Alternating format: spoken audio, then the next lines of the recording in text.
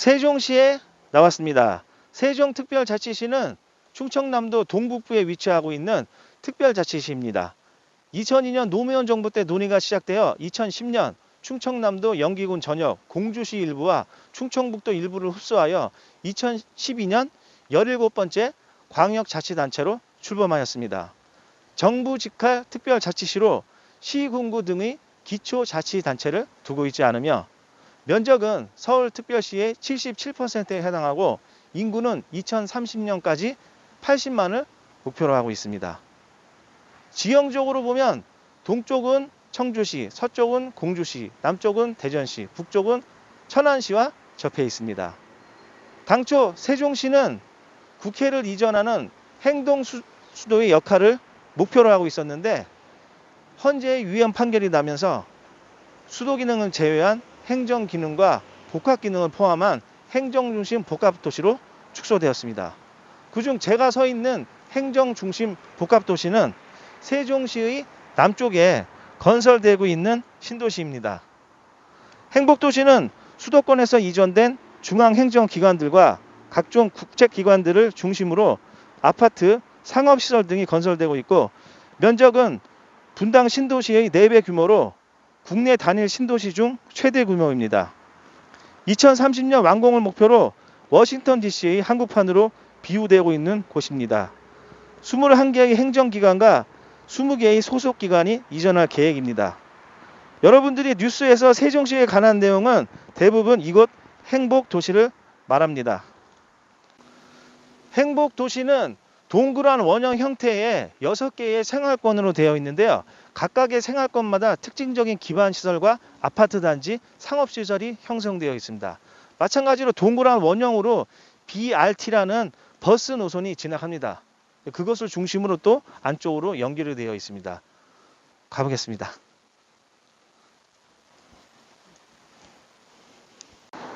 저 멀리 보이는 산업통상자원부서부터 걸어오고 있습니다.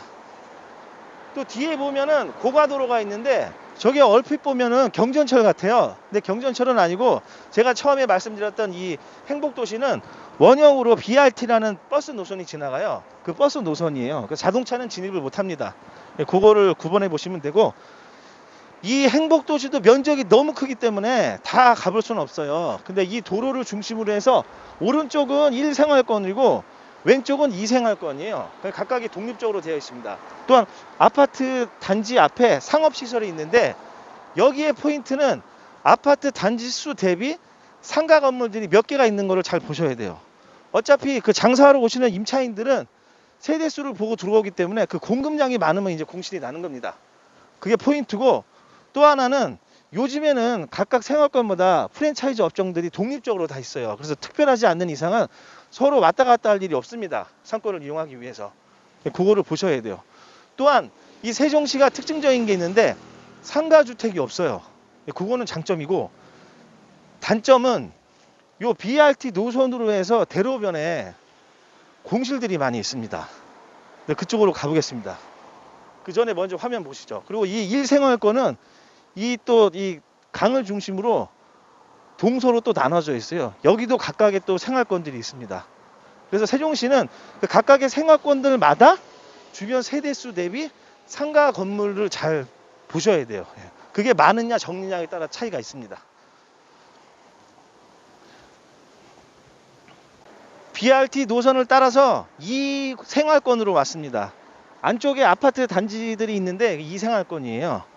언론에서 나오는 세종시의 상가가 많다는 곳은 첫 번째가 아파트 단지 앞에 상가 건물이 많은 곳, 두 번째는 중심 상권에 복합 생활시설 그 상가 건물들이 있어요.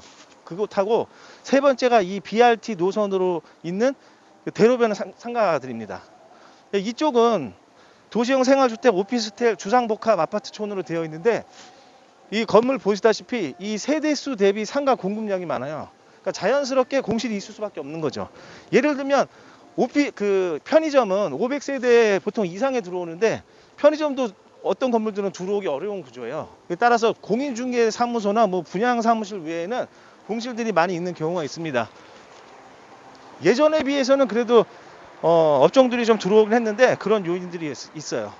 그리고 이 세종시의 상가 공실률은 전국의 2배이고 또 집합 건물 같은 경우에는 30%를 넘게 육박합니다. 그건 맞는 말이에요. 그런데 세종시의 모든 상가는 다 망했어요. 망해야 된다. 잘 됐다. 이런 거는 의미가 없는 얘기고 그걸 이제 구역별로 구분해 볼 필요가 있습니다. 예. 그리고 이왕 세종시에 왔으니까 아파트에 대해서 말씀드리면 이 세종시의 30평대 초반 아파트 시세가 8억 초반대 하더라고요. 그래서 외부에서 보신 분들은 세종시가 아파트가 왜 이렇게 비싸? 라고 하시는 분들도 있는데 지금 전국적으로 다 올랐어요. 세종시만 오른 것은 아닙니다. 다만 이제 이 세종시는 실수요자들이 한 30% 40%가량이 그 세종시 인근 대전 천안 뭐 이쪽에서 오신 분들이에요. 그리고 나머지 분들이 이제 투자 목적으로 이 아파트를 분양받거나 매매하거나 그렇게 하신 거예요. 그래서 앞으로의 관건은 그런 투자 수요와 실수요의 힘이 어디가 더 크냐에 따라서 향후에 집값이 오를 수도 있고 내릴 수도 있고 보합을 유지할 것이라고 생각합니다. 저 아래 3구역으로 가보겠습니다.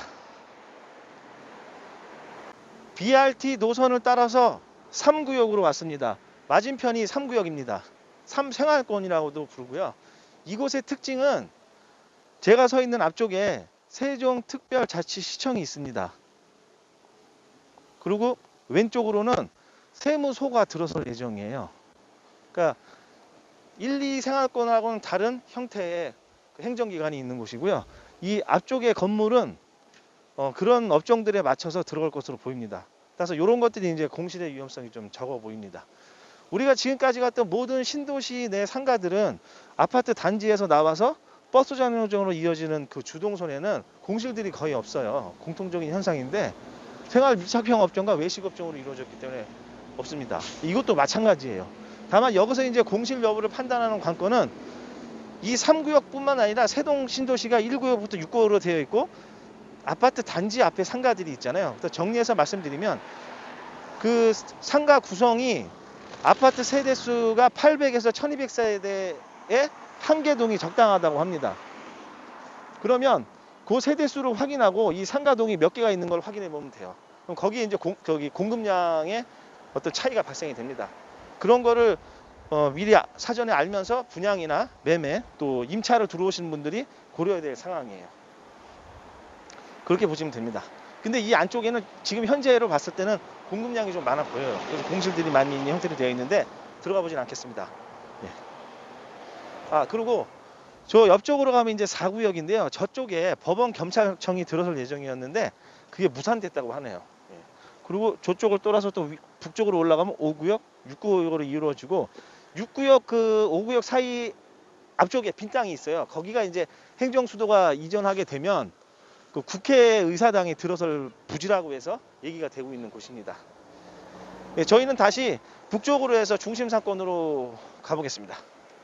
2-4구역의 중심상권으로 들어왔습니다. 현재 시간은 저녁 7시입니다. 안으로 들어가 보실까요? 이쪽이 그래도 젊은 사람들이 가장 많은 곳이고요. 먹자 상권이에요. 이 개발 당시를 보면 이쪽에 일반 상업용지의 입찰 가격은 평당 4천만 원 초반 정도 했습니다. 그에 따라 상가 분양은 평당 3천만 원 이상이었어요. 그렇게 이제 분양을 받으신 분들이 임대를 놨는데 초기에는 이 공실이 많다 보니까 임대 놓기가 어려웠고 또 장사하시러 오시는 분들이 서울 사람들이 오진 않았을 거 아니에요. 인근 지역에 있는 사람들이 왔습니다. 그래서 렌트 프리를 뭐 1년 이상 주는 것도 있었고 인테리어를 뭐 지원해 주는 경우도 있었어요. 근데 그것이 시간이 흐르면서 현재는 차츰차츰 이렇게 중심 상권 안에는 매장들이 이렇게 채워져 있어요. 지금 코로나로 인한 영향도 있긴 하지만 젊은 사람들이 그래도 이쪽 골목에는 있고 그런 업종들도 있습니다. 우리가 지금까지 갔던 모든 신도시 내의 먹자 유흥 상권은 저녁 상권이 활발하게 되어 있잖아요. 행복도시의 먹자 상권도 활성화가 되려면 저녁 상권이 발전이 돼야 되는데 현재 세종시는 코로나 영향도 있지만 그렇지 못한 부분이 있습니다. 그 이유가 첫 번째가 이 행복도시에는 일반 회사들이 이렇게 많지 않아요. 그래서 직장인들 수요가 적어요. 공무원들이 있긴 하지만 그분들은 소비가 이렇게 많지는 않습니다. 그 두 번째는 젊은 사람들이 모일 수 있는 대학이나 공업 산업 단지가 없어요. 그런 요인으로 전역 상권이 활발하지 않은 이유가 있습니다. 그래서 앞으로는 그런 요인들이 개선이 돼야지만 이 먹자 상권이 더 커질 거라고 보고, 단기적으로는 이쪽이 유흥 상권이 없어요. 여기 호텔, 모텔 뭐 그런 게 없어요. 저쪽에 일부 부지에 그런 게 들어선다고 하는데 아직까지는 없습니다. 그래서 가까이에 있는 대정의 유흥 상권이 그런 게 들어서기 전까지는 이 코로나가 없다고 배제했을 때 그 더 상권이 활발할 것으로 보여지기도 합니다. 네.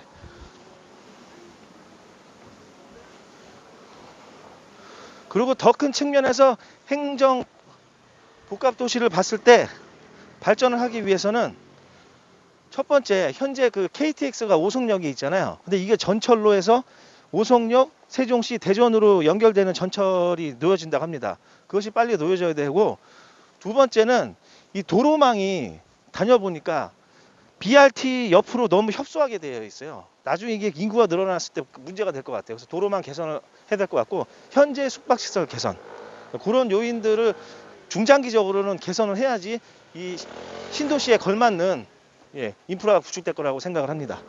이제 마지막으로 저 건너편에 보이는 상업시설, 그쪽으로 가보겠습니다. 맞은편에 있는 건물은 어반 아트리움으로 국내에서는 가장 긴 1.4km에 조성된 상업시설이에요.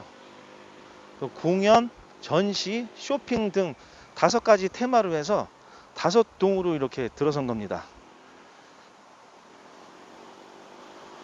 완공된 지는 1년 반이 지났는데 공실들이 많이 있어요. 이유는 간단합니다. 공급 과잉이에요. 이렇게 많은 상가를 조성했을 때는 거기에 걸맞는 인구가 유입이 돼야 되는데, 이 정도 규모면은 인구가 한 80만 명은 돼야 될 거라고 생각합니다. 우리가 작년에 갔었던 일산 라페스타하고 비슷한 형태로 되어 있는데, 라페스타가 90년대 말, 그러니까 개장을 했을 때 보면 그 당시에는 인근 서울, 김포, 인천, 뭐 파주, 뭐 그런 지역에 이런 복합 상업 시설이 없었어요. 그러다 보니까 많은 사람들이 그쪽에 왔어요. 그래서 한참 때는 라피스타가 굉장히 활성화된 상권이었는데, 그 이후에 시간이 지나면서 뭐 곳곳에 이런 비슷한 시설들이 생기다 보니까 유입이 줄었습니다. 그러면서 지금까지도 라피스타는 고존하고 있는데, 그것과 비교해 봤을 때 이곳은 현재 이 세종시가 35만 인구거든요. 그러니까 관건은 세종시 외 대전, 청주, 공주, 뭐 천안 그 등지에서 많은 사람들이 이곳을 이용해 줘야지 이 복합시설 상가가 활성화될 것으로 보입니다.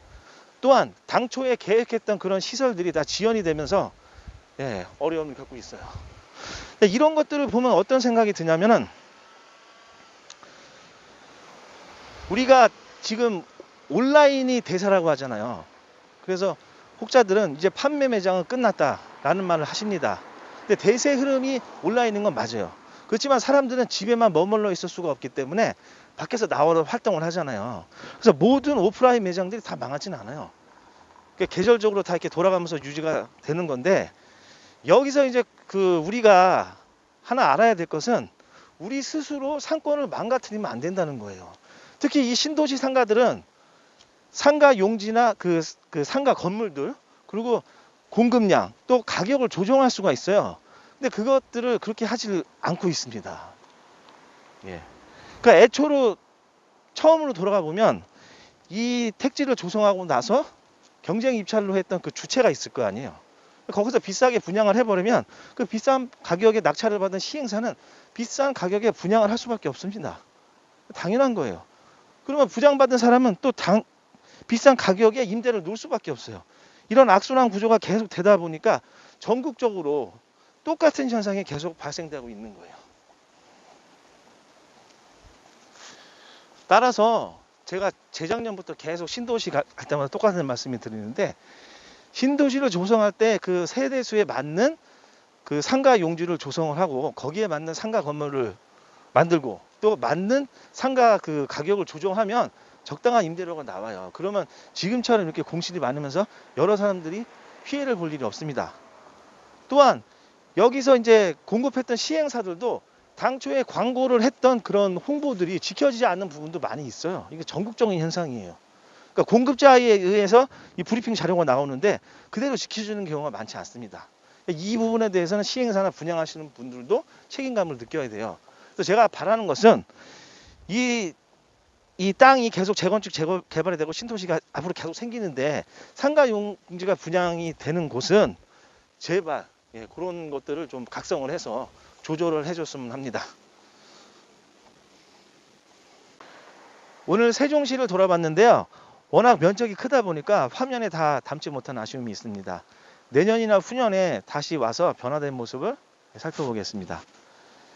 이 세종시의 당초 계획 목표가 국토의 종합 균형 발전과 수도권의 인구 감일 해소였습니다. 하지만 현재 외부에서 바라보고 있는 세종시의 모습은 집값이 비싸고 공무원들은 살고 있지 않은 곳으로 생각합니다.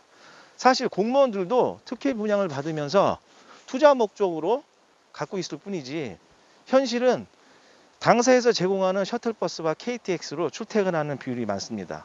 또한 분양도 실수요자보다는 외부에서 들어온 투자자들이 많이 있고요.